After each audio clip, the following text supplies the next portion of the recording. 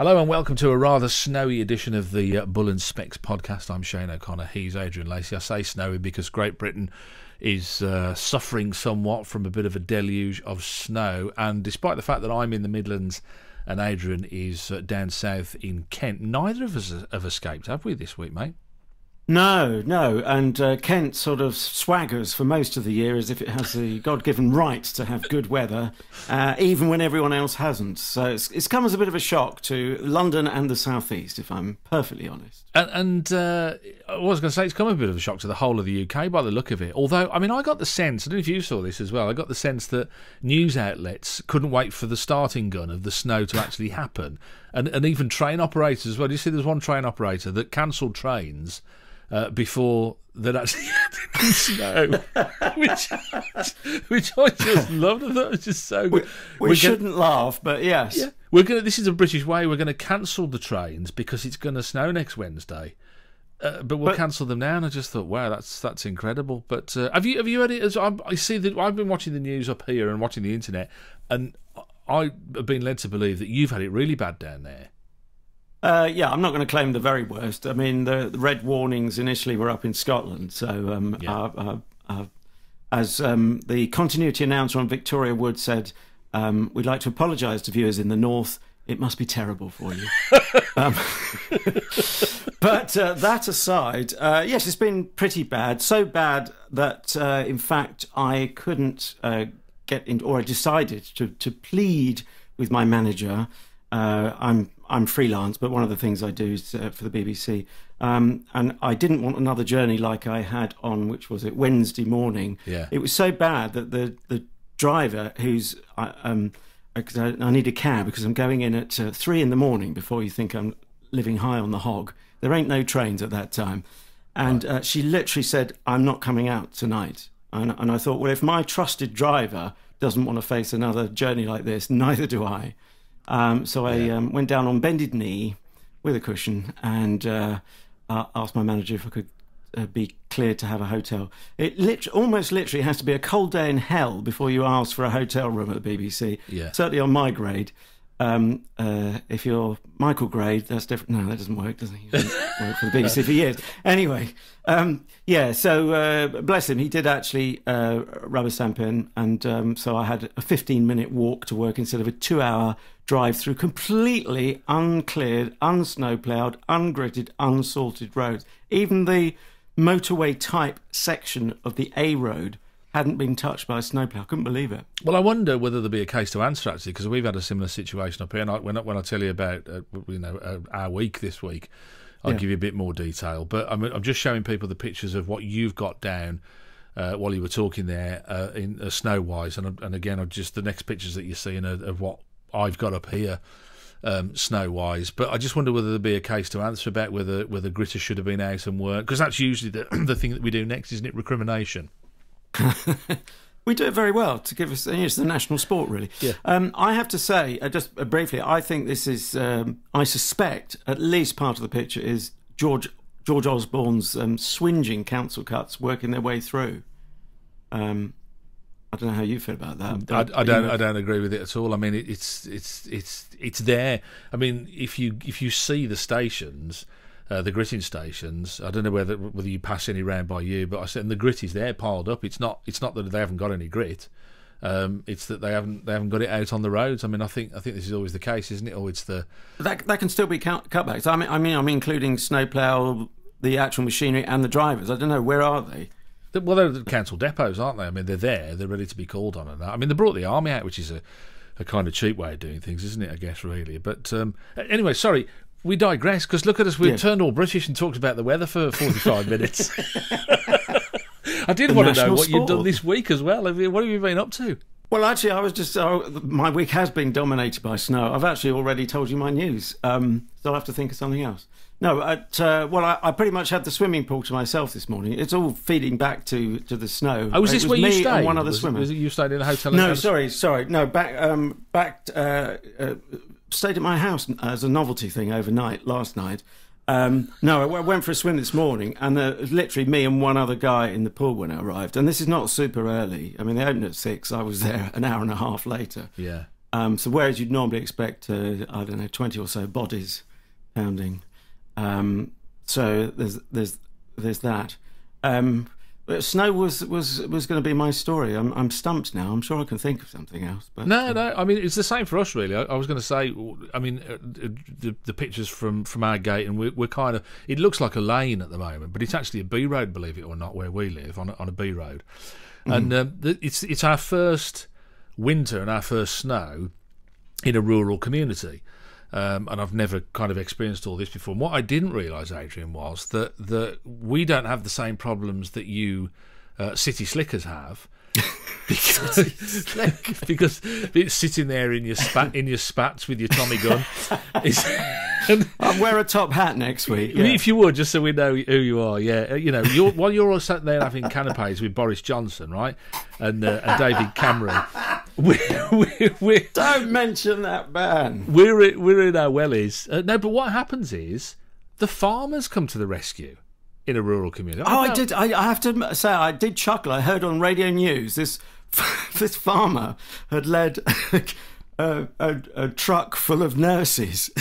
It was a picture of these women standing sort of upright in their uniform, in a cattle truck, wobbling around like weebles. Yeah, all going help. I just thought, actually, that was my fantasy last night. I think.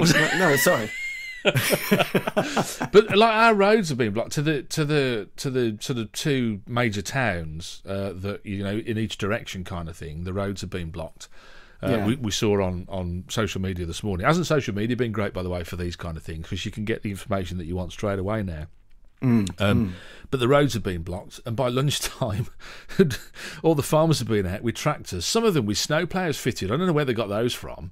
But I thought, what a great idea. Never mind having council gritters with snow ploughs. What they should do is buy the snow plough and give it to the farmer and say, I'll tell you what, we'll give you an amount if we call you out, and you know, they're there and they're doing it for free anyway. Yeah. What a brilliant idea. Well, on a previous occasion where we felt the entire nation had come to a halt over, must have been at least an inch of snow a few years ago. Yeah. I did meet a guy who'd come in to talk about it and compare our culture around snow with, guess who, the Scandinavians.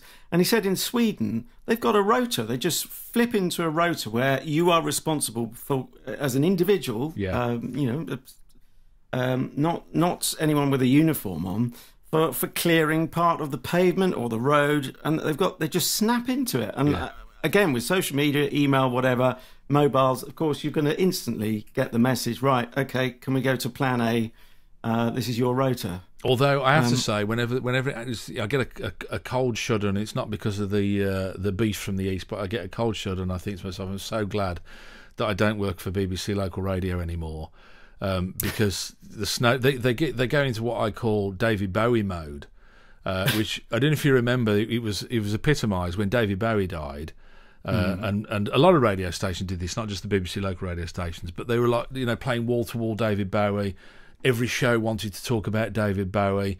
They were interviewing people who once sat in a car that drove past somebody's house that knew David Bowie.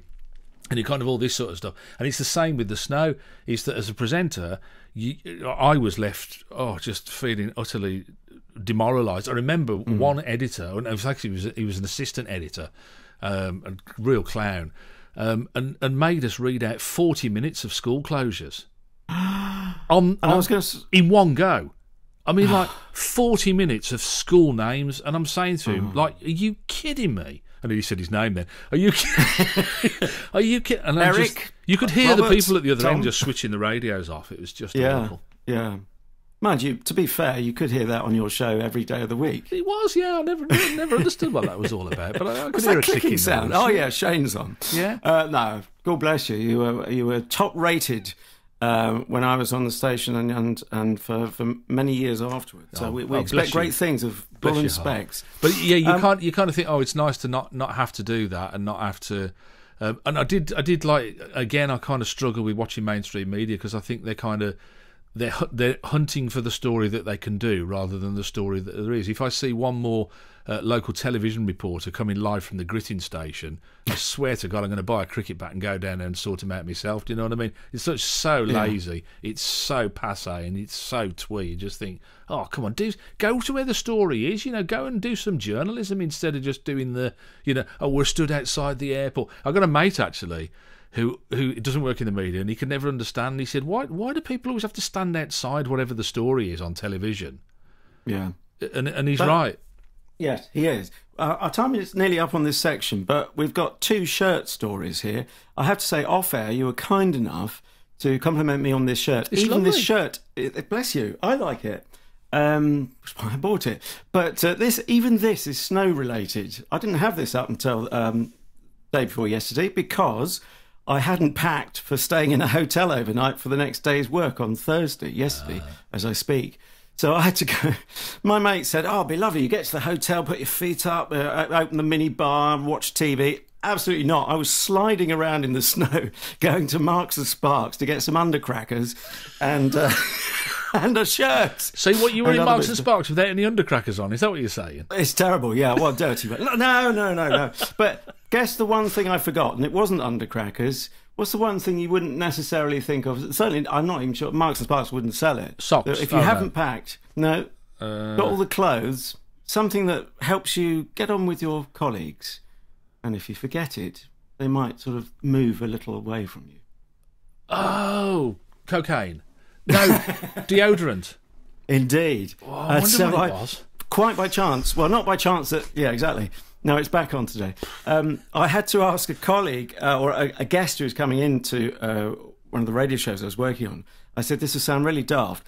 But as it happened, I knew he was staying in a hotel just in walking distance precisely because of all the snow problems. Yeah. And I said, this is going to sound daft, but you haven't got any spare, do you? And he said, are you, Adrian? No, he said yes.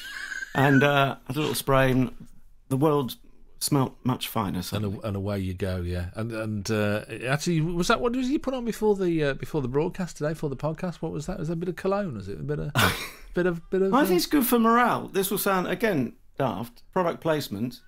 Hashtag white musk. Oh, white musk. Shop's finest. Yes. Yeah. So, ladies, if you're just irresistibly drawn to this podcast.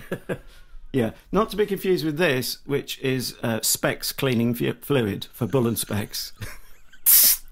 Anyway, very quickly, and we really must be quick on this, you said to me, again off air, before we started recording, you've got the world's funniest shirt story. Oh, I know, you've said that now. I don't want to tell it because in case it isn't, but yeah, it was very quickly. It was a guy I work with. This guy is really massive giant of a man, lovely guy called Pete. He was a fabulous guy. And we were sat in the office the one day, and all morning he said, my chest is killing me. He said, I keep getting sharp shooting pains in my chest and I think I'm having a heart attack. And we were going, oh, Pete, just because his diet was dreadful and we think it was quite likely, he used to smoke as well, likely candidate for, having a heart attack. And he kept going on all morning, long story short. And eventually somebody noticed a couple of lines down his shirt and said, is that a new shirt, Pete? And he went, yeah. And then somebody else said, you haven't taken the pins out of it. I really didn't see that coming. I thought you were just going to say it's a size too small because it's with those shooting pains in my chest. That'll be probably what it is, mate. I would have thought. This is Bull and Specs. I'm Adrian Lacey. He is Shane O'Connor, and I guess this is a little bit more serious, this section, because it affects around 5,000, 6,000 jobs. And that is what has been a very bad week for the high street for noted chains such as, and it is quite a roll call, particularly for Toys R Us and Maplin's, the electronics specialists, as they brand themselves. But also having a bit of a wobble, the likes of New Look and House of Fraser. And I'm absolutely not saying it's touch and go for this chain, but things aren't good when even Marks and Spencer's, by their own standards, I emphasise, they're not about to close or go under, but they are having a tougher time of it, and they've been through some tough times. So, you know, when those numbers of brands, and also Prezzo, which I've just discovered before we started recording this, that you're not aware of the Prezzo brand, Italian restaurant chain. No, I'm not. I mean, but don't have me as the arbiter of all things retail, because famously, quite recently, we went to a shopping centre in Derby. They've got one of these Into shopping centres. It used to be Westfield, you know, these big, brand new, shiny shopping centre. A lovely place it is.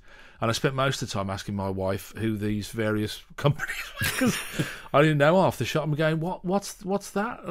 I never heard of them. What do they do? You know, I mean, she suggested I look through the window, in fairness to her, but... That is a bit of a clue, generally, isn't it? Yeah. I bet you're the same when young pop stars come on the telly and say, who's that person with long hair? That'll do them no favours. JZ? Who's that? Yes, indeed. Yeah. Well, they're sort of brands of their own making as well, aren't they? It is. I do spend a lot of time Googling things, particularly with a young son now, because in anticipation of him going, Dad, what? And I'll go, I don't know. I don't live on planet Earth anymore. So yeah, Maplin. I'll be honest with you, Maplin broke my heart though, because in all seriousness, because they are one of my. You see, I'm a fan of Radio Shack, if you remember them. Oh, and Tandy before them was, and I used to, buy stuff with my pocket money from Tandy's. I used to love that, and the rest of the time I'd spend drooling over their catalogue, or could I buy a police scanner or an aeroplane scanner or something? Do you know those kind of, I think it's a real boys shop, isn't it, in a way, or people who are like very hands-on kind of shop. It's that to see them go. And I thought people were unfair as well, I've got to be honest. They were saying, oh, the management refused to get into the model. Well, I get emails every other day from Maplin saying, this is our online offer, this is what we're doing. So I thought they were quite progressive, really, Adrian. Well, I did hear someone use the phrase, something like retail events, and it took me back to when I first went to America in 1993. Went to New York, absolutely wowed by the place, the city that never sleeps. It's amazing, isn't it? Absolutely amazing, yeah. And a slight digression, but you know what I'm like. Turned on the radio, and of course, this is before internet radio and all of that, and this beautiful music, and I don't mean music, the music of the human voice. I heard this woman, the first voice I heard, and she was talking like that on a phone-in show, and just wow. And I thought, I've landed in heaven. And then I went to a bookshop, possibly the next day or the day after, and they had this great novelty called a cafe inside the bookshop. Oh, wow. I'd never seen this before. I thought this was a fantastic idea. And you sit there and you peruse the books, or you could take a book to sit down with a coffee, and then sure enough, as with a lot of things, it was imported into Britain, which was brilliant. And then I don't know, I think it possibly did coincide with the 2008 financial crisis in this country. These cafes seemed to disappear from the bookshops at the very time the internet was taking off, and I thought, well, that's something the internet can never do, unless you can order a coffee through your computer screen. Yeah, so another person said yesterday, colleague I was working with said Maplin's was vulnerable because you could always put their products pretty much in an envelope, which you can pop through someone's door, which of course means Amazon can do it cheaper. But they do, and that's the point. Is that I thought the people who were commenting about Maplin's like that and saying that they hadn't really got into the modern world didn't really know what Maplin's do. Because they have as much of an online presence as Amazon does, certainly, and they have as much as their shops. You know, I mean, I bought loads of stuff off Maplin's, and I think I've set foot in their shop once or twice. I have to say, every time I did, the staff were amazingly helpful, and I got plenty of time for you. They were polite and intelligent, and seemed to know and be interested about being there. So, you know, you can't even say, well, it was the retail experience. Don't you think socially though we're changing? And I first noticed this when I went to Ireland, when just about a year after the smoking ban came in, and I was a smoker at the time. And I remember standing outside a pub on a main road in Kildare in the pouring down of rain, with trucks going past, and I'm getting soaked, and I'm thinking, on this cigarette, and I'm thinking, this has got to end. This is not fun anymore. You know, I've got to get out of this kind of thing. And I started to pack up shortly after that, and touch wood, have never been back since. But as a result of the smoking ban... Did you say touch wood or touch woodbine? Touch woodbine. I don't... Oh, dear. And as a result of the smoking ban in Ireland, though, people don't use pubs like they used to. So they'll go home. And I just wonder whether this is all part of a wider social change in that people are happier to stay at home rather than go... get in the car or get on a bus. Now, I don't think it applies to you so much down in the south and in London. I think there's more of a social thing still going on there. But if you're like us, our nearest two towns are little towns. They're not big cities. So you think, well, I don't want to get on the bus. I don't want to go and get the car. I might not have a bus to get on. I've got to go and get in the car. I've got to find parking. And then we've got to do... And you slump all the way up there to get something, as you say, which I could just do a click. I needed an HDMI cable the other day, and with one click, I got one delivered to the house. And for the uninitiated, that's something digital musical interface. No, I'll have to say your word. It's not high definition. Anyway, that's for a telly, was it? Yeah, it was for my Apple TV, which I cleverly broke the end off it the other day. Oh, well done. But I was going to say, the other thing is, another reason to stay in is people having home cinemas, so you don't even go out for the cinema. Yeah, I can't go to the cinema now. The last time we went to a cinema, a bloke behind me sat there eating with his mouth open the whole time and spent most of the movie describing what was happening on the screen. And, you know, like Angelina will say, should we go to the cinema? I go, what? So somebody can tell me what I'm watching? Hang on, isn't that what they call live audio description?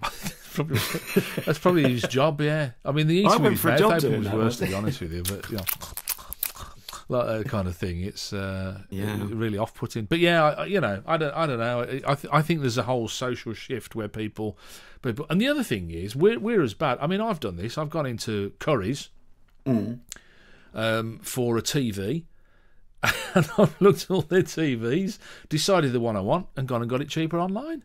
Yeah. There was an advert on the tube talking about the achingly cool person who will show you in the shop this, that and the other thing, and then you go home and order it more cheaply with someone else. Yeah. And there's precious little they can do about that. I was actually on that theme. I was in Maplin yesterday, by the way. Real live bricks and mortar building. What were you buying anything or just browsing? Yeah, good point. I was actually trying to buy a backup disc for my digital audio equipment. Okay, yeah. And here's the thing, because they do, I mustn't forget the original reason I was going to say that, because I want to ask you Maplins versus Amazon. But I was literally thinking, stupidly, I was under-researched, same old, and I didn't know exactly which disc I needed, and the was it 32 gigs, 64 gigs? It's the gig economy, you see. Thank you, madam. I only just thought that on the fly. And he said, well, why don't you take this one? And I thought, well, if it is the wrong one, do I know there's a Maplins to go back to bring it back next week? I literally think like that. And there is a very serious thing. As soon as we know a store is in trouble, why would you go there and make your life more difficult? Yeah. Because you might not get a refund if you need it. Yeah. But anyway, I was going to say, when you have ordered online... I hear you about Maplins. What's made you go with Maplins rather than Amazon if you could potentially get it cheaper at Amazon? Well, I probably... I wonder... I'm trying to think whether it was the case that it was something that a particular brand or a particular product that they had that I wanted that was... Because, their online stuff is not expensive by any stretch of the imagination. I think it's there or thereabouts with Amazon. And I think, if you looked at, say, you were buying a hard disk is a good example, isn't it? If you're buying a hard disk, say a 1 terabyte hard disk for 50 quid, for example, and it was £51 at Amazon, and you're buying it off somebody that you think, well, I'm not really quite, it's under the umbrella of Amazon, but I don't know who that seller is, or it's £52 from Maplin. Yeah, you know, it's there or thereabouts, isn't it? Really, as long as they're in the same ballpark, kind of thing, Adrian. I don't think it makes much difference. But you're right. I mean, but I just wonder whether people physically want to go into the shops anymore. And it's really because the people I've met in shops like that really seem like they cared about what they did. And if they didn't want to be there, they certainly made a really good impression that they did. The ones that I've met, and you kind of think, well, will those jobs transfer into something behind the scenes that will be just as good for them? Hopefully it will do. I have to say, you mentioned Toys R Us on the list. I'm gobsmacked they're still going, because I remember going in Toys R Us 15 years ago and nobody was in it. Right. Do you know what I mean? I remember thinking at the time when Toys R Us came to the UK, I remember thinking, well, that ain't going to last. In fact, it lasted a lot longer than a lot of people expected. Maybe there are companies out there that do have a shelf life now, and we have to accept that and say, well, these are one of the transient companies, rather than in the same way that our parents would have worked for a company all their life. Perhaps that's the nature of business now, is that there's a transience about it, and and sadly, that companies will come and some will go. Yes. Well, let me just float that I did actually. I think it's nice to give commiserations to the staff under these circumstances. Absolutely. And I didn't want to pretend I didn't know about Maplins, and I said to this guy who served me, or was trying to help me with these days, I said, I'm sorry to hear about the troubles you're having. Have you got any more news on that? There is a little shaft of light in that he said, well, the people who are looking at considering rescuing Maplins were the people who also managed to rescue HMV, which has been through the wars. Maybe it's not out of the woods now anyway, but it is still with us, HMV. So there's some hope there, at least, for Maplin. Another really good example as well. I saw HMV advertised on the telly the other day, and I said to my wife, they said 2 CDs for a fiver, I think, or £10. I can't remember, whatever it was. And I said, who buys CDs? I don't know anybody that buys CDs now. Yeah. But you're right. I mean, yeah. Hopefully they'll be. Did he say? I mean, I don't know what you're saying about that. The company that's looking at them. Is there a suggestion that the company is looking at them is not rushing to save them because they could get a better deal if they then save them from administration rather than pre-administration? I'm not sure about that. Oh gosh, no, we didn't get into the depths of that. But yes, I'm sure they consider all these various factors. And it's the VAT people who are gunning against Toys R Us, but they owe a big VAT bill, so that's the law, isn't it? You're listening to the Bull and Specs podcast with me, Shane O'Connor, and him, Adrian Lacey. Our final story today is, I guess it's summed up by Show Me the Money. A new collection of quintessentially British 10p coins has been revealed. James Bond, fish and chips, and a fry-up. All There's a recurring theme there, isn't there? I'm sorry. I'm so embarrassed, the rest of the world, if you're listening. They've decided they're going to put all this new stuff on the back of the new 10p coin, Adrian. I didn't even know, because they're going through a phase of this, aren't they? We've had new 5s, new 10s. Have we had new 20s? I can't know. The old 20s still, isn't it? I haven't seen a 20 quid note for years, but that's more personal cash flow problems. And there was the controversy, wasn't there, about lack of women on notes until they corrected it with the recent tenner.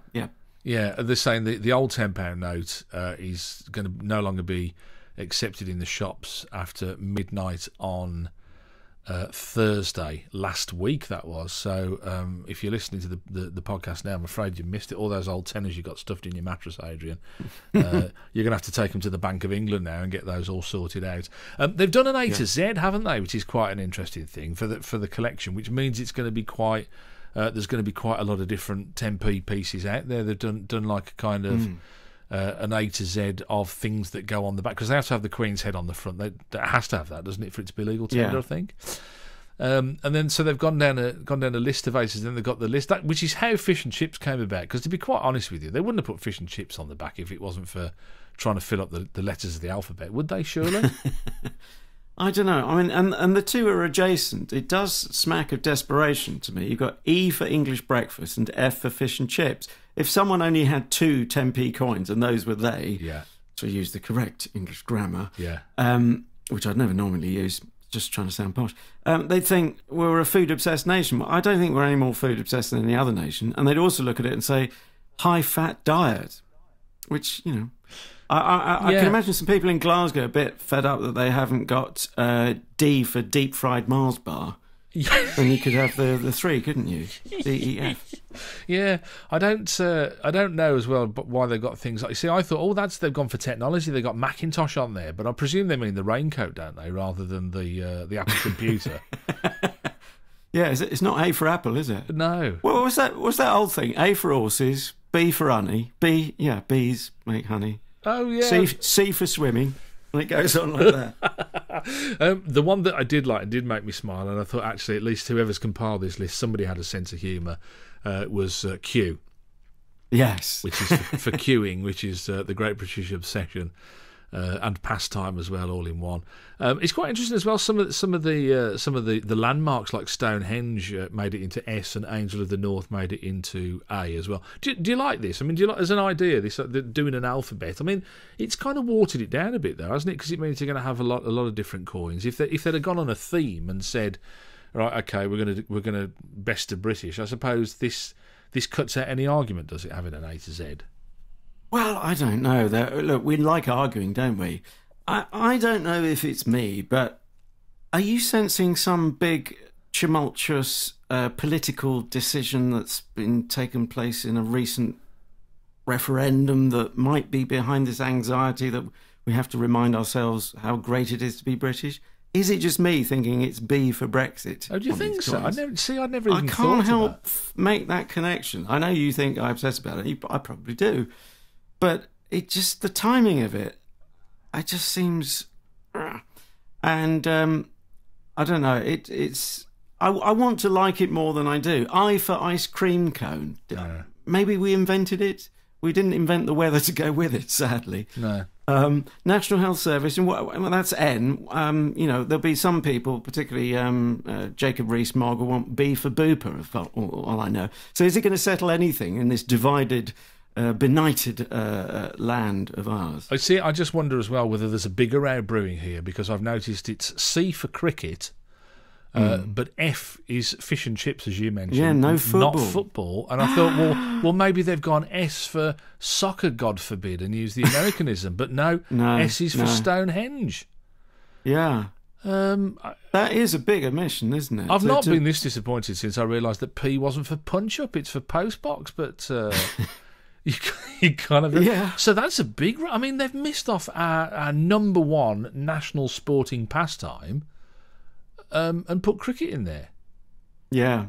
That rather suggests it might have been done by someone who didn't go to my state school, at least. Yeah, or just kind of didn't get the importance of the whole thing. You see, it's interesting you say the Brexit thing, because I'm a bit like you, but I'm on the conspiracy side of being a bit like you. So I'm suspicious like you, but I'm in a conspiratorial kind of way, because with the £5 note being changed and the £10 note, they were going, oh no, we want these plasticky ones like they had in Australia, which I first saw when we were in Australia, and they were okay, and I thought, oh, okay, it's fine. But I immediately thought, there's either some security feature or some fraud gone on, or they've realised there's so much outstanding through to criminality that they want to try and track some of this money down, and that's why they've done, and that's why there was a big rush to. Oh, I like that, because the fiver, they really rushed through the fiver. I don't know why that was, but it was like all of a sudden, before you knew it, they were going, right, that's it, no more.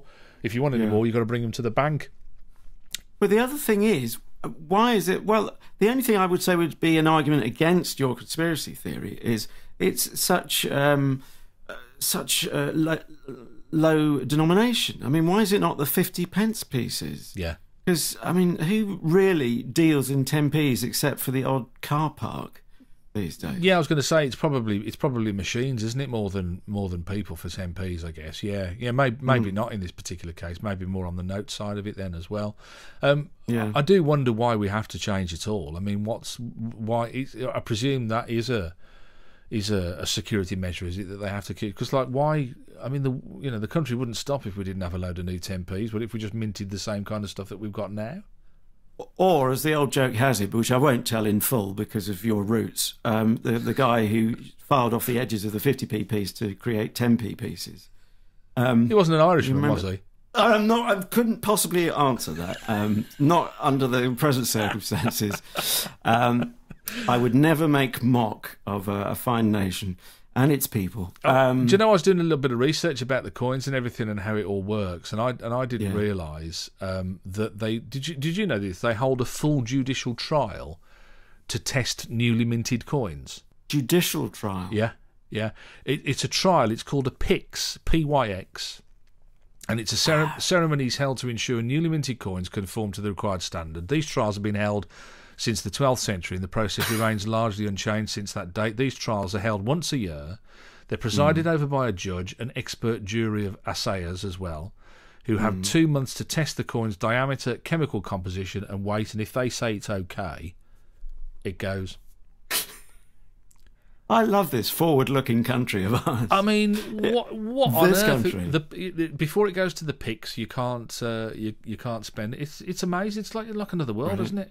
I thought you were going to say that they meet and on a cue they go 5, 4, 3, 2, 1, and as one they go on the edge of the coin with their teeth. And you can always tell them because they go, "Are you in the picks?" And they go, "Yes." How did you tell?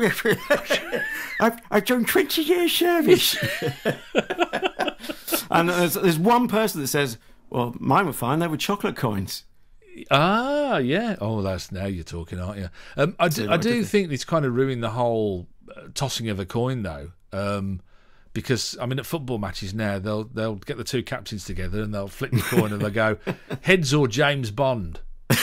Well, I've got heads or teapot on mine. Yeah, heads or King Arthur, heads or Loch Ness Monster. They've ruined it, haven't they? What? Just They heads have. or tails, really. That's the that'd be the thing. Yeah. So, presumably, we're all going to be on the lookout for these because are they going to be collectible? I don't know. Yeah, well, that's the other thing. Perhaps they want you to hoard extra amounts because there's 26 of them. If you're a completist, there's some fancy term for coin collectors. You would know. No, I can't remember. I can only think of philately, and that's stamps, isn't it? Yeah. I was at school with Philately sisters. Oh, no, that was Chris Morris, wasn't it? The day-to-day. I thought you were going to say, Philately. Philately will get you nowhere. Oh, well, that's what she said to me, funnily enough. There's some oddities here. Where was I going with that? Did you ask me something? No, you were going to tell me what a coin collector's called. Oh, no, well, I don't know unless I can find it swiftly on the interweb. There's some oddities here. Why is J for Jubilee, for instance? Oh, no, my favourite. You know, I've got this Brexit conspiracy theory. I thought I'm going to look up one or two of these things and see if we can have some fun with this. I thought I want to check that the robin doesn't... I had a feeling it might fly to Africa for not for the winter, but... for part of its lifespan or whatever, part of the year, or at least have a place in Marbella for a weekend away. But it turns out it does. They're called sedentary, a bit like the Lords in the House of Lords. Don't move from a sedentary position. So they don't. But on the other hand, you know the correct term for a robin because there's different types of robins. No, I didn't. It turns out it's called a European robin. So. I don't know what's going on there. Do they feel the EU is robbing us? Oh, I like it. It's a numismatist.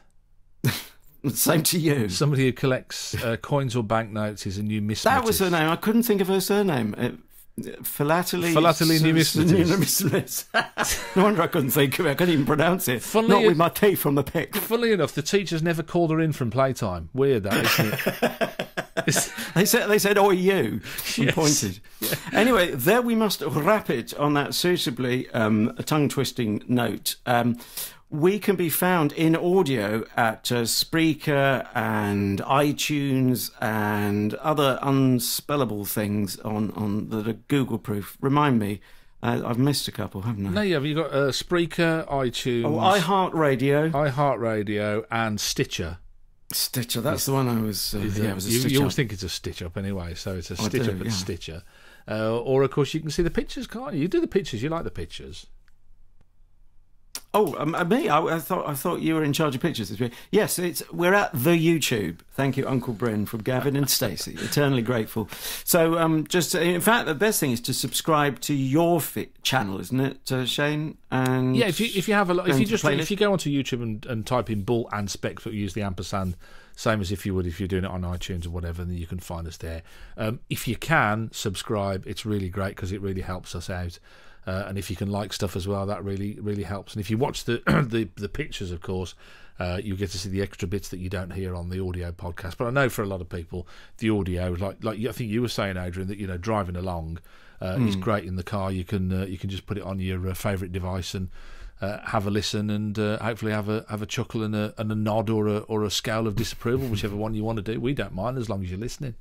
Absolutely, and do please try and convert the world to Bull and Spec. So recommend us to a friend, work colleague, etc., etc. So until next time, thanks for being with us on the podcast this week, and we'll see you next time. Hopefully a little less snowy, and with maybe a few more 10 pence pieces in our pockets as well. Who knows?